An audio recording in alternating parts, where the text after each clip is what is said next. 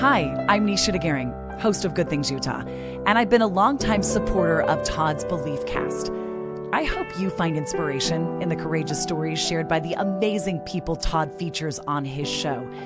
The guest serve as shoulders for us to stand on, allowing us to see a little further and cultivate belief in oneself. Remember, you have the dignity and power to change.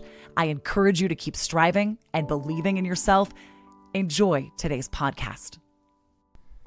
Welcome back, everybody. This is Todd Sylvester, your host of the Beliefcast. Today on my show, I sit down with an incredible young woman whose story is rooted in resilience, faith, healing, and purpose. From constantly moving as a child and navigating personal struggles to finding strength through fitness, the outdoors, and her relationship with God, Jenna Walker has learned how to create peace in the middle of uncertainty. She's now pursuing nursing, working in a hospital, and building her dream of helping struggling girls through horses and mentorship. This is a conversation about becoming stronger through adversity and learning that your hardest seasons can become the foundation of your greatest purpose. And we got so much more. And Jenna, thank you so much for being on the show today. Thank you so much for having me. Yeah. I've known Jenna now for a little over a year now, and I know your father. And we were just talking about what a good guy he is, and shout out to him. We think the world of you. But again, I can't thank you enough for being willing to be on the show today. It's such an honor. Full circle moment, like I told you. Yeah. So why don't we start off for our listeners who may not know your background, just like where did you grow up, and maybe a little bit about your family. Yeah. So as said in there, I grew up moving around about every 2 years, and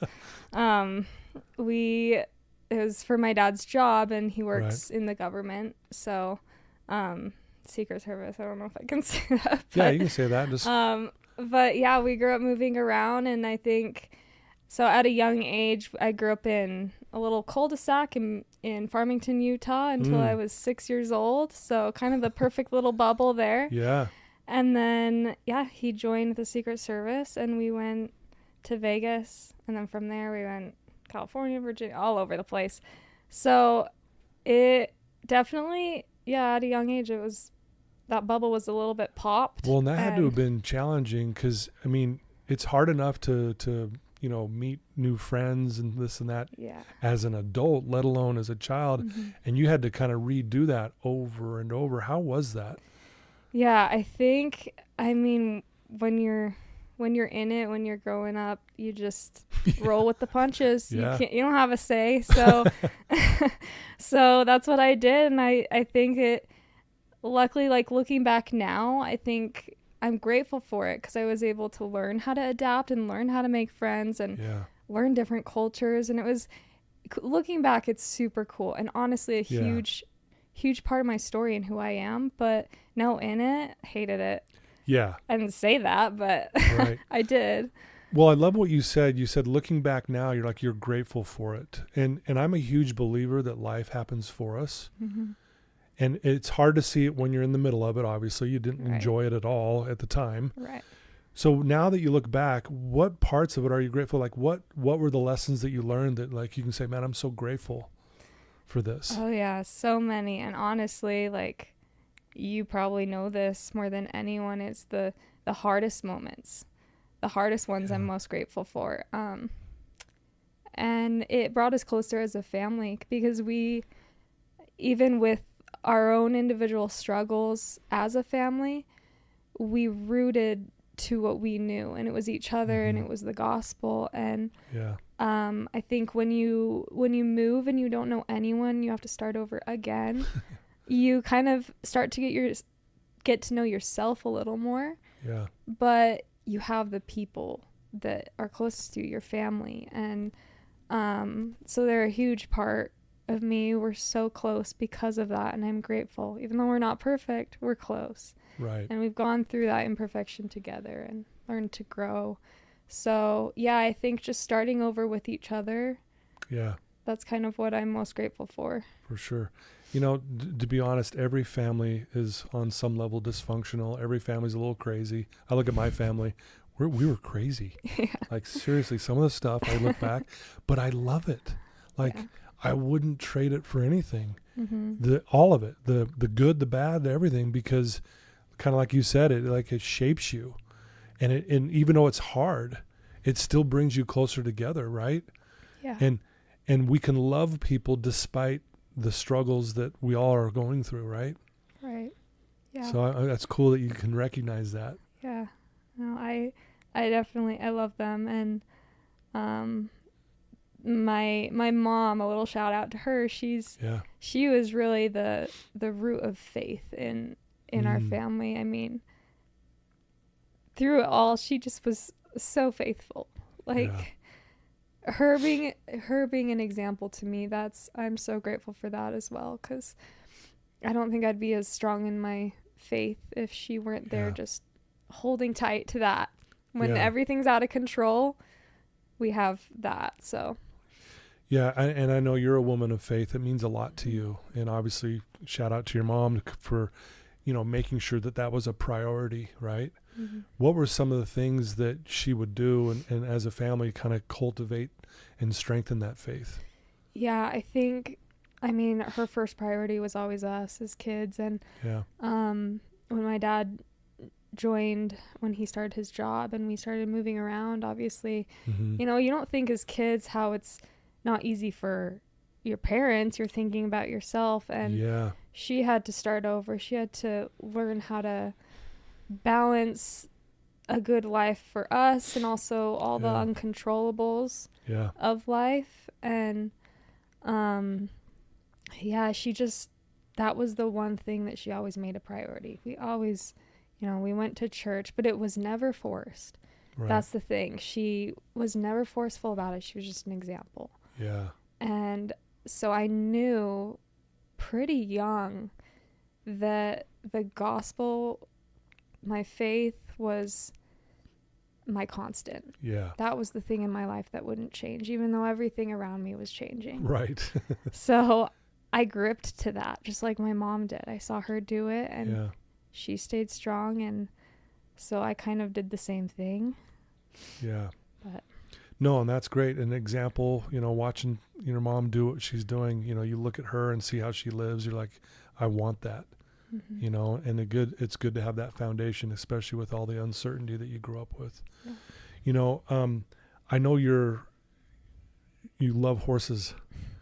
What is it about horses? People, there's a magic about horses that I think someone like me who hasn't been involved in horses, but I can't tell how many people have sat where you're sitting and they talk about how horses and horse riding and horse training and horse whatever has changed their life. What is it? I know. Call me horse girl. Yeah. People do, but really? Yeah, they horse do. Horse girl, huh? Horse girl, and I'm proud of it. Yeah. But honestly, for me personally, like I said, the gospel was a root for me, and it was a constant. Yeah. Another constant I had in the midst of all the moving and the changes and just things that were out of my control, I had another thing, which was my family cabin. It sits in the mountains of Star Valley, Wyoming. It's beautiful. Yeah. And it's very much that country cowboy, horses, that living. And so our family, we built that the year I was born. And so every year since, we went back to that, and that was my constant. And so to me, horses, they just they brought me back to there and made me just feel at peace. Yeah. And I think then, I guess, fast forward all the years going through different trials, a lot of different things. I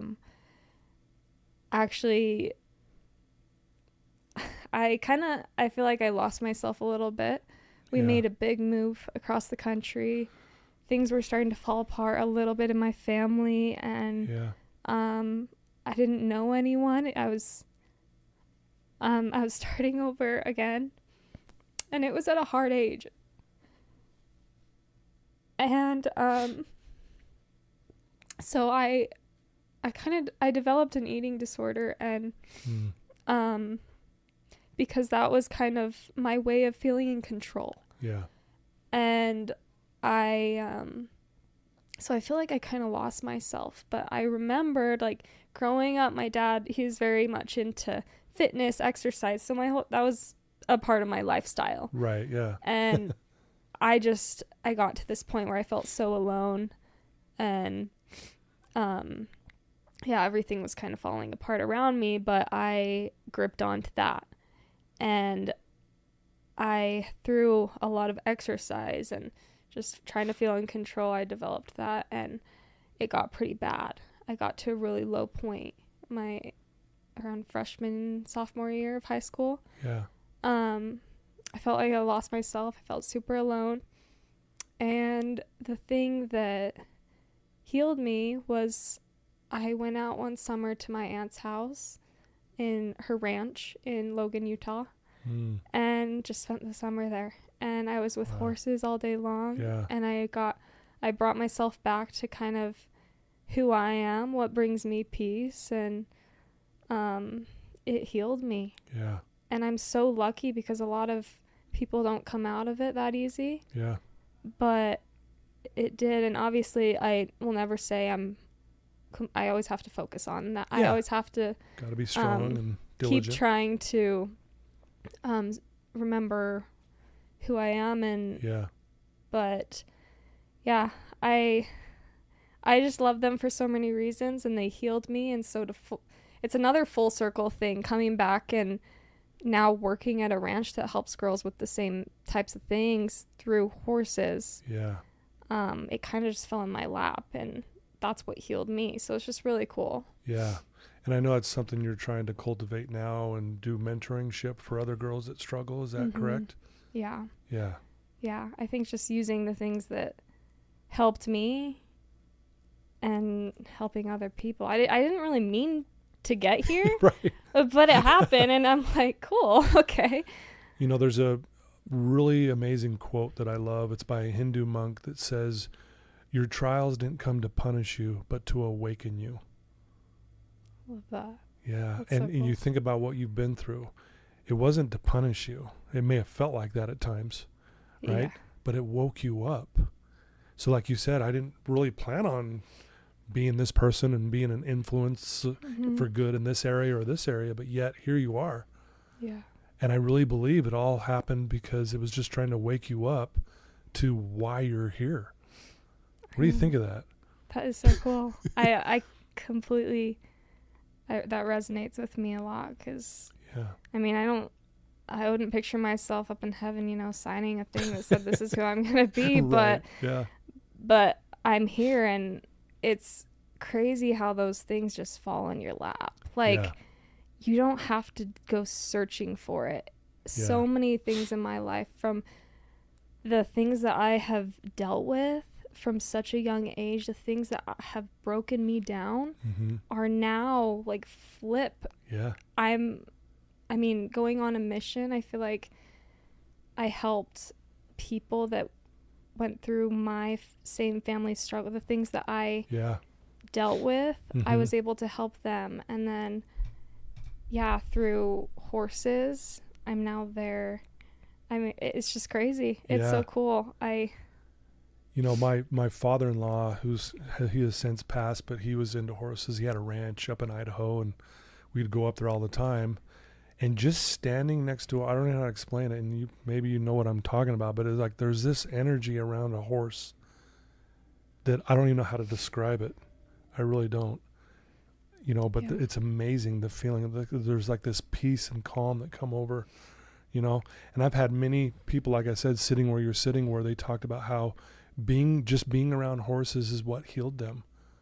And so to hear you say that, it just kind of confirms there's some beautiful power of this amazing creation of God, this horse. Yeah. Right? There is. And a little side note, so horses, they are the number one animal that they can sense human emotion. And so where I'm working, Bridal Up Hope, it's another full circle thing. I feel like I said that a million times. But we focus on the 7 habits of highly effective people. Stephen R. Covey, he founded this place. And it's funny because my dad growing up, he implemented those habits. I I think I got a bad grade in a class once, and he made me write an essay on the 7 habits. Really? So I knew that. Yeah. I knew that book. Yeah. And so to just have this job fall in my lap, and then now I'm teaching and implementing the 7 habits along with horses. Wow. Once you get down those habits, you take it to the horse, they mirror your emotion. So if you can learn to control your emotion, you can control the horse. Yeah. So cool. So amazing. Yeah. Lots of. Well, I think when I hear that, because I know some other people that I've worked with, they talked about the mirroring thing with the horses and like just by controlling the horse with our thinking, saying, hey, move, and the horse moves and things like that. And I think it teaches you and I how powerful we are, right? Yeah. In a good way, powerful for good, the things that we can do if we just put our minds to it and control, those areas of our lives, right? It's pretty amazing. Yeah, I love that. No, and I love that you're passionate about that. Obviously you go through these struggles that you mentioned, and being on that, that ranch for the summer really was healing for you.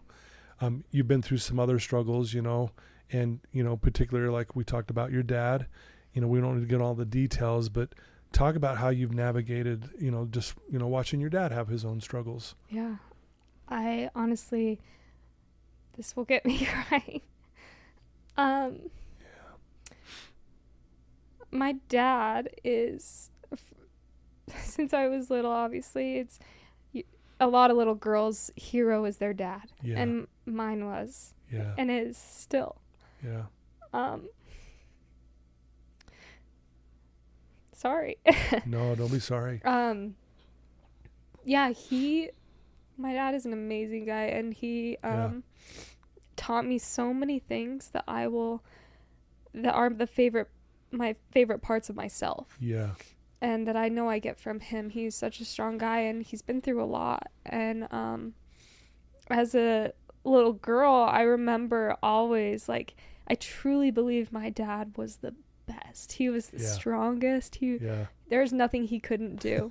And it was true. Yeah. I still believe that, but so I would even tell my friends in class, like, oh yeah, you think your dad's the best, but mine's the best. Mine's better.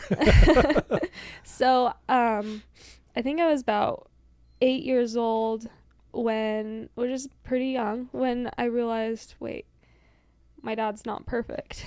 And he does struggle, and I think it was a part of, joining this new intense job. Yeah. And so he was finding a way to cope. Sure. And but as a little girl, you don't know. Yeah. You're just like, what's going on? And like I said, throughout the moving and all these years with my family, we that was a struggle. That was something that I think affected all of us deeply, and for many years. But that's another reason that I think we all gripped on to something, the gospel or whatever it was. But yeah, honestly, I fast forward to today, and obviously I know my dad's still not perfect. Right. He struggles, he has his own things, but we all do. Yeah. But I've been able to watch him go through the hardest things people can go through, and this firsthand. Yeah. I don't think there's anything harder than what he's been through, and to see him use the atonement to come out of the darkest places, it just shows me that we all can. Like, if he can do it, I can do it. And I am my father's daughter. Like, truly, there is nothing we can't do. And so he's showed me a lot. I've been able to not use that trial as, a way to look down on my dad, but actually look up to him in a lot of ways. Yeah, I love that. No, thank you. And again, I know your dad, and shout out to your dad. I think the world of you, brother. I hope you know that. And, it's funny. I think we all go through this, when we're young kids, our parents are like freaking amazing. And do nothing wrong. And then, everyone, like when I got on, I was like, oh, my parents are human. I guess they have their struggles too, and it's just the truth. We all have something we're wrestling with. Mm-hmm. So that's what's cool, because I think we're all in this together.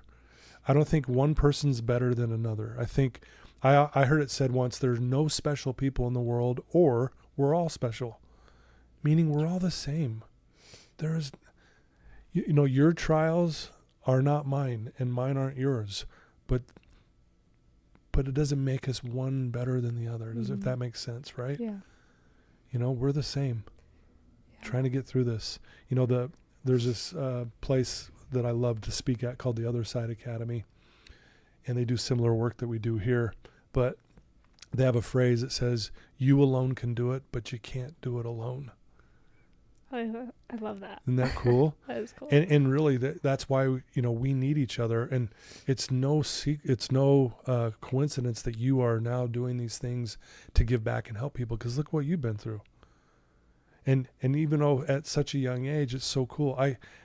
I'm blown away by these young kids such as yourself. You're not even a kid, but that's what it feels like to me. But the things that you guys do and how you handle things and the way you carry yourself, it truly is inspiring. And I don't know if you even do you recognize that? I try. Yeah. I think we're our own worst enemy. That's Yeah. for sure. But we can be our best cheerleader, and I have to remind myself that every single day. Yeah. Well, you're a go-getter. I mean, you're trying to do a lot. I think you've mentioned you're working a few jobs right now, and you're currently in nursing school.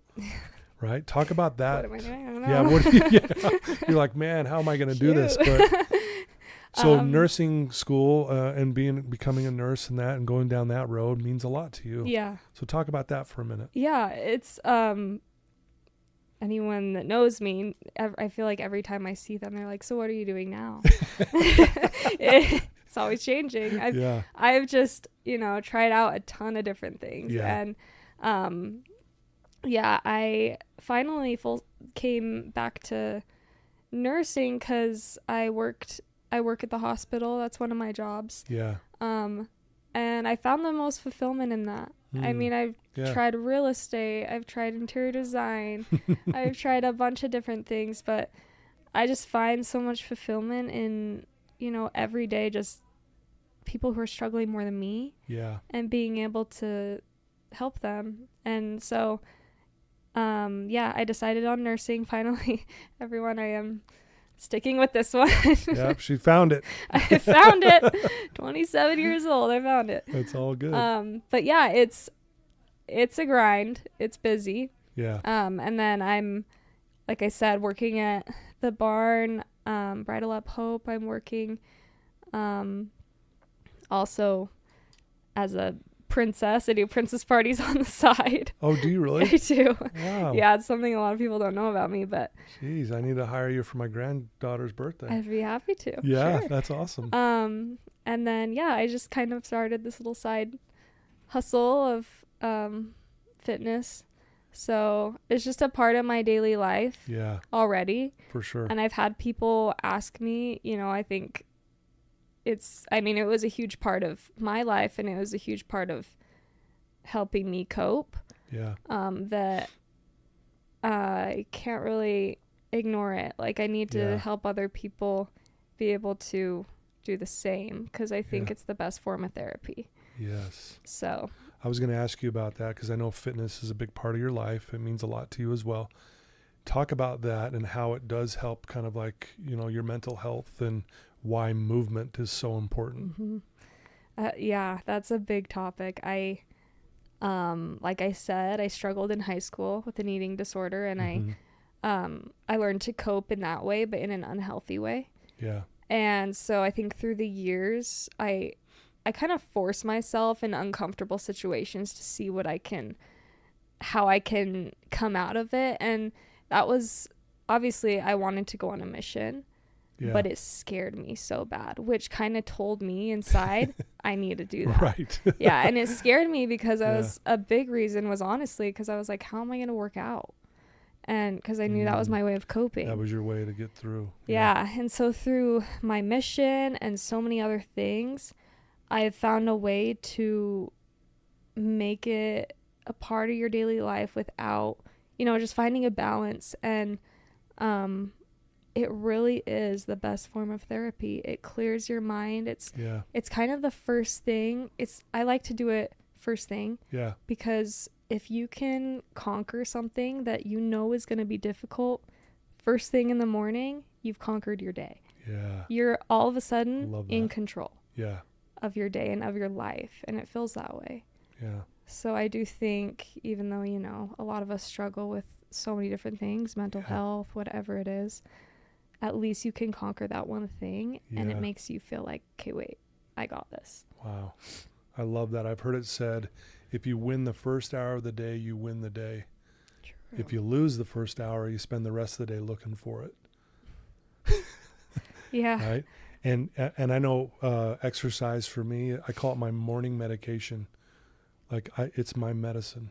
Mm-hmm. And I struggle. I have my struggles still. I struggle with anxiety and depression and all that. And I'll tell you, when I work out and I get a good workout in to start my day, like you said, man, it just sets the tone for the day. And I feel like, man, I can do anything at this point. Yeah. When I don't go, I feel like, oh, yeah, and I need to work on that too, right? Where, okay, just because I missed the workout, I didn't just put on 30 pounds. Mm-hmm. Mm-hmm. But sometimes you feel that way, like, okay, I think right? Isn't that funny? Well, it feels like, it's true. I struggle, like one day off of working out, some life happens. Yeah. And it's like, oh my gosh, you all of a sudden feel like crap. But if you can learn to control that and be like, no, you know what? Yeah. It's fine today. Even if you can get 5 minutes of movement in, or just say tomorrow is a new day. Yeah. I love that. Well, so you're in nursing school, you're working a lot of jobs, you're plowing forward in things, and you feel like you've found your purpose in helping other people. Have you ever heard of the book, Live Your Life in Crescendo? It's by Stephen Covey and his daughter, Cynthia Covey. I don't think I have, which is weird. They talk about that place you work at, what's it called? The Bridal Up Hope. Up Hope. And they talk about why they created that. So I know a little bit about that because I read that in that book. I was just curious if you read that. No, but I will now. Yeah, you should. It's a great book. And Cynthia and Stephen were writing that book together, and then he passed away. And then she just stopped it. And then eventually she realized, I should probably finish this book. I need to get it out there. Anyway, she ended up finishing it and got it out there, and it's amazing. I've read it 3 times. Oh my gosh. It's such an amazing book. My but next read. Yeah, because if you love the 7 Habits, this will just, They're an amazing family. And the reason why I bring this up is in that book, Stephen Covey talks about his purpose, and he says it's to unleash human potential. That is my purpose, right? Knowing. And if you think about what you're doing, I think that's really kind of what you're doing. Like, I don't know if you see it that way, and maybe I'm going way off course here. But like what you do with the horses and the girls that are struggling and the kids that come there, that you're trying to show a better way. I think that's what you're doing. It's like, hey, despite that you're going through this, you can overcome this and go out and do amazing things. Even the people you see in the hospital who or maybe are their worst spot ever health-wise, but yet, hey, you're going to get through this, and you're going to, you're destined for good things. I don't know. What do you think? Yeah, I would agree. One of the things I say in my prayers every day is help me to see my full potential, because I think so many times like I said, we're our own worst enemies, but God can see our greatest potential. Yeah. And if we can see that, it will be so much easier to unlock that. Yeah. It just takes those little steps getting there. And like you said, we've all gone through our own struggles, but those become our strengths. Yeah. And so if I can use those to help other people unlock their potential, I think that's the greatest reward. Right. The most fulfillment that you can have. Yeah. What do you feel like, speaking of strengths, are some of your greatest strengths? I asked my mom this, actually, coming on here. Really? I was like, nice. What do I even, I just felt so inadequate, honestly. Really? I'm like, wow, this is... What's funny, on the other end, I was nervous to interview you. That's crazy, weird? Todd. It's just funny how we create these stories in our brains that don't mean anything. Yeah, it's right? true. Yeah. I mean, I was telling you before. I want to take a moment to express my heartfelt gratitude to the incredible sponsors of the Beliefcast podcast. First, Craig from Craig Swap and Associates. If you need an attorney, he's your guy. Trustworthy, compassionate, always there when you need him most. Next, Wasatch Recovery, the greatest university on the planet, transforming lives one day at a time. Sandy from Minky Couture, the creative genius behind the most comfortable blanket you'll ever wrap yourself in. Comfort like no other. Special thanks to the award-winning pianist Paul Cardall for his beautiful music that brings inspiration to every episode. For this full circle moment of being on here, because I'll go over it really quick. I listened to your story on my friend's podcast, and it hit me so hard, and I sent it to my parents, my dad, who struggled with some of the same things, and didn't think he'd listen to it. Turns out he did, and 1 year later he was here and got to know you, and never in a million years would I think that, and let alone being on this podcast that I listen to it daily, literally every single day, to get me through that day, because mornings are hard for me, I'm not gonna lie. And so I would listen to someone's story every day, and it gave me a little boost. And that's amazing. So sorry, I forgot the question, but No, I love that, because I think, one, thank you for supporting this so much. But again, we were talking about how we asked you what your strengths are, and you had asked your mom getting ready for this, like that's what it was. What are, maybe you asked her, what are my strengths? What do you see, Mom? Yeah, so then I told her, hey Mom, this full circle thing happened. I'm here. I'm going to be on Todd's podcast, but what do I talk about? Because, like, who am I to be on here? And she said, I guess to describe me in one word is resilience. And so I think I'll kind of, go into that. I think my whole life has just been a series of becoming more and more resilient. Because it's been a series of things out of my control. And I think that, God knows, is the hardest thing for me. I want to be in control of my life. I want to be in control of everything. So everything came out of my control. It fell out of my control. But you know what? What are you going to do? You learn to hop back on the horse. Literally and figuratively. And that's what I did. And I think now, looking back, it's become easier. The life isn't easier, but getting back on the horse is. And you become stronger, more resilient, and you learn to adapt to hard things that life throws at you, because it never will stop. Right. Yeah. And I would agree, when I see you and what you've been through and where you're at today, resilience is like your foundation. I mean, which tells me this: you don't give up. You keep fighting even when things are tough, right? You've been very vulnerable on our show today. That's, to me, someone who's resilient is not afraid to be vulnerable. I mean, again, there's so many things that feed up consistent. You're consistent with working out, which therefore you see results, because you don't just do it one time and then wait 2 months, then go back to the gym, You're consistent, and you're consistent with your faith too. Like you said, you learned that from your mom, watching what she did. That's where you're like, this is a big pillar of my life, if not the pillar. Right? Is that accurate? For sure. If you can learn to just, hold on to those things that keep you grounded, and just keep getting back up. My dad always, for as long as I can remember, he'd always say, you're a fighter.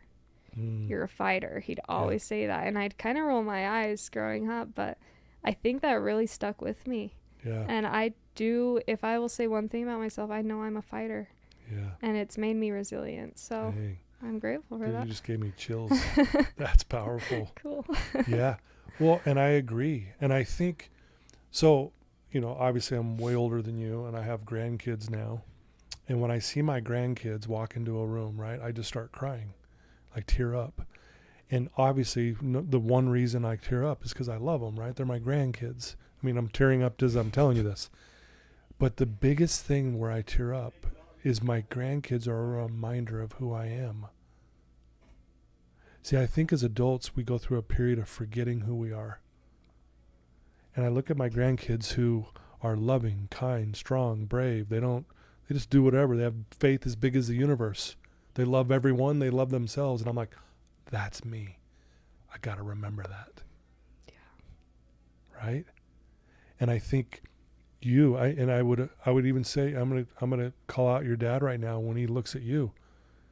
This is the reminder to remember who he is.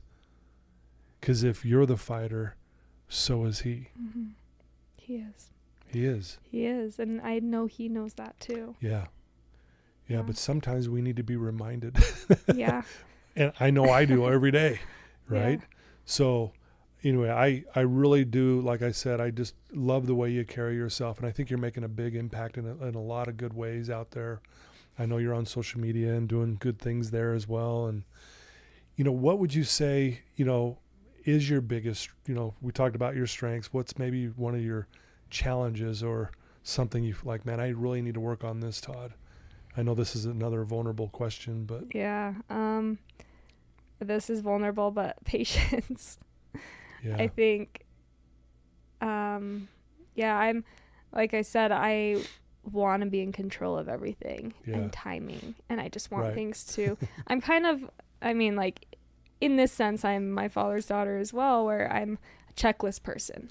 I want to get things done. Yeah, and your just, dad's a checklist guy, yeah, for sure. You know that. The sticky notes. Oh, yeah. Love your dad. I still do that too, unfortunately. Yeah. Me too. Look at my desk. I got sticky notes all over the place. I know. Do I use an app on my phone like every other person my generation? No.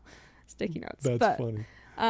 But yeah, I want to get things done. And it's kind of just mark it off, get it done. And patience. And I also have to remind myself to slow down because I forget that so much. And that is a theme of my life. Yeah. I think God allows me to get injuries all the time. Anyone that knows me knows I'm injured a lot because I don't stop. Really?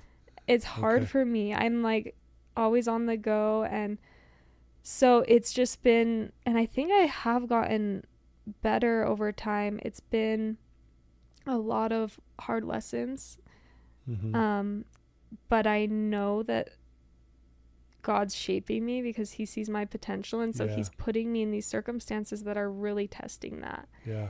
And forcing me to slow down. And when I do slow down, I'm like, oh my gosh, why wasn't I doing this the whole time? Right.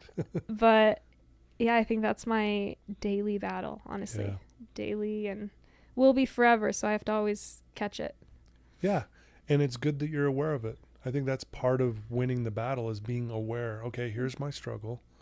And here's what I've got to make sure I'm trying to do to keep that in check.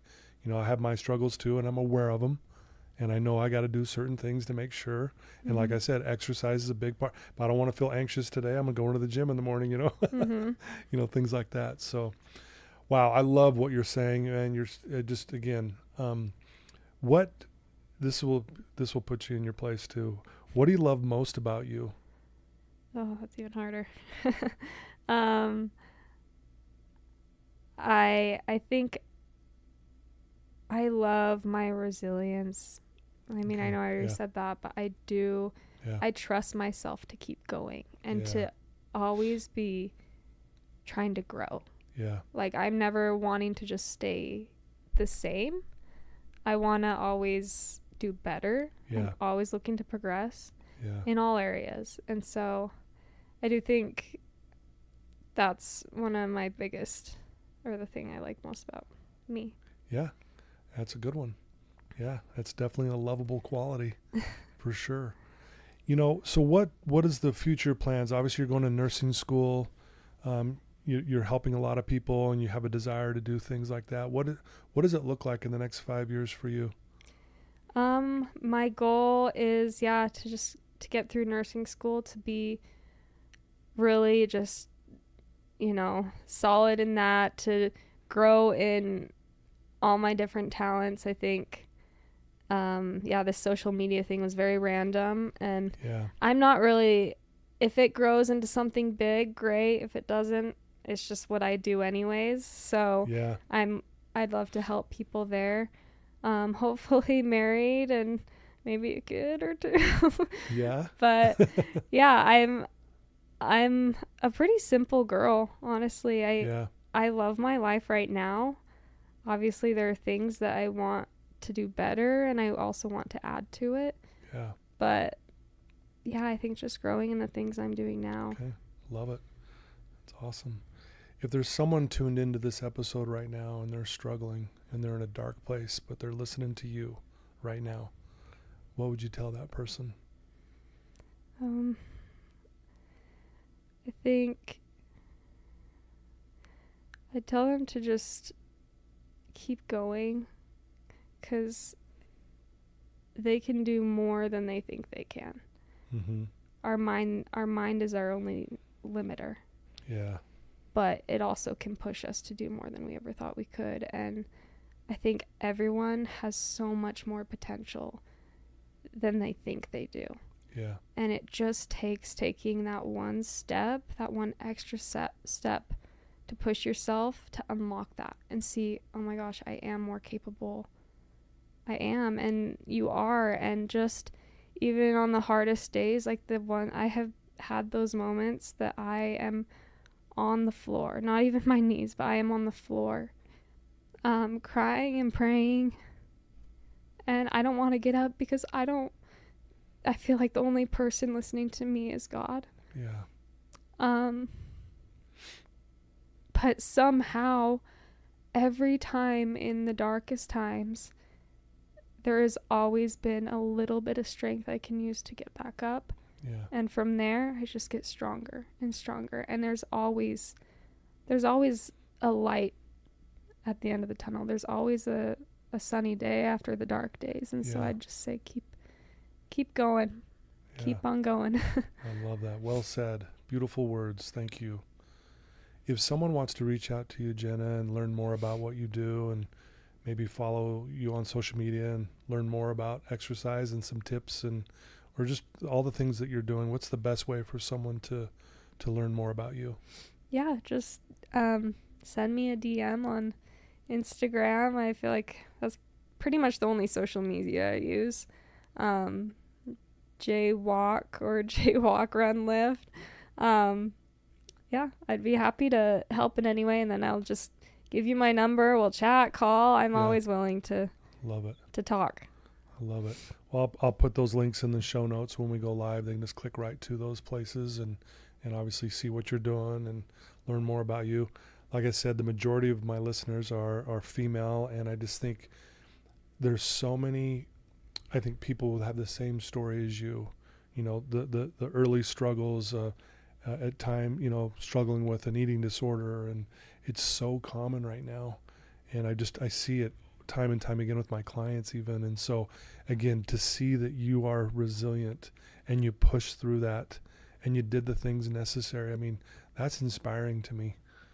Again, yeah, and just everything you've been through, and then, you know, I know we're never not always, you know, we're not perfect, we're not always like we're there, but man, look what you're doing now and all the good things you're doing. I hope you feel, or I hope you know that not just me, but so many people look up to you. Thank you. Yeah. That means a lot coming from you, Todd. I really look up to you. It's been so cool to watch you, and again, to be here now. I mean, what? But truly, it's like I got emotional the minute that you asked me to come on. The minute I saw that message, I cried because I was like, what? Wow. I never thought I'd be on here because it's the thing that got me through a lot of hard days. Wow. So. And I really had no idea. Yeah, I know. That's the cool thing. You know what I mean? Yeah. Oh, wow. Well, you're amazing. Thanks for your vulnerability today. It means a lot.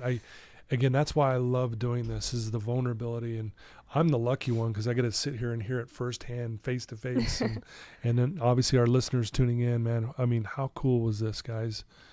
If you have a son or a daughter or anyone who's struggling, send them a link to this episode and let them listen to Jenna's words. And again, if you think you can't get through something, or you're stuck, this is proof. Jenna is proof that you can get through the hardest times. And I think really what it does, like you said, it proves to us that deep down, I think we all have resilience in our DNA.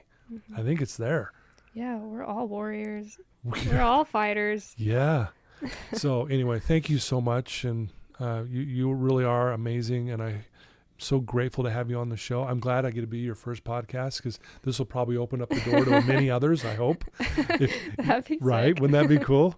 So yeah, thank you for your time today. And, I have a good friend of mine. He says there's either long hours or fast hours. This was a fast hour.